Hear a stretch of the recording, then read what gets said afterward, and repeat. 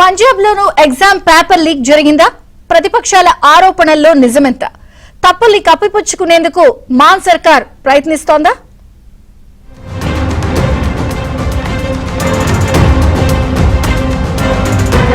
పంజాబ్ లో pharmacy officer recruitment సహా పలు పరీక్షల ప్రశ్నాపత్రాలు లీక్ అయ్యాయనే ఆరోపణలపై తీవ్ర రాజకీయ ఆందోళనలు రేగుతున్నాయి.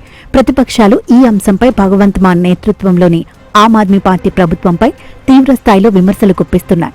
ఢిల్లీలోని ఆప్ ప్రధాన కార్యాలయం పార్లమెంట్ ప్రాంగణంలోకి ఈ నిరసనలు చేరాయి. ఢిల్లీ బీజేపీ అధ్యక్షుడు హర్ష్ మల్హోత్రా నేతృత్వంలో భారీ ముట్టడి కార్యక్రమం జరిగింది. పంజాబ్ విద్యాశాఖ మంత్రి హర్జోత్ సింగ్ బైన్స్, ఆరోగ్య శాఖ మంత్రి వెంటనే తమ పదవులకు రాజీనామా చేయాలని నిరసనకారులు డిమాండ్ చేస్తున్నారు.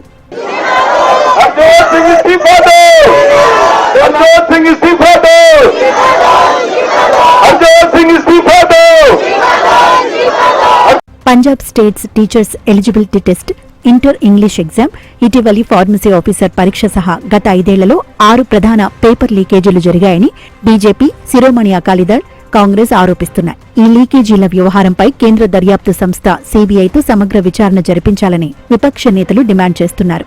అయితే పంజాబ్ ముఖ్యమంత్రి భగవంత్ మాన్, ఆప్ నేతలు ఈ ఆరోపణలను పూర్తిగా ఖండించారు. తమ పాలనలో ఒక్క పేపర్ కూడా లీక్ అవ్వలేదని స్పష్టం చేశారు.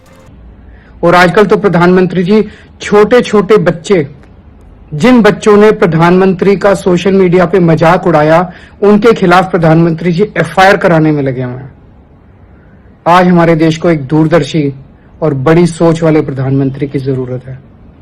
జూలై 19న జరిగిన ఫార్మసీ ఆఫీసర్ పరీక్షలో కొందరు అభ్యర్థులు బ్లూటూత్ పరికరాలు, స్మార్ట్ పెన్నుల ద్వారా కాపీ కొట్టేందుకు ప్రయత్నించారని, వారిని వెంటనే పట్టుకుని పోలీసులకు అప్పగించామని పంజాబ్ ప్రభుత్వం తెలిపింది.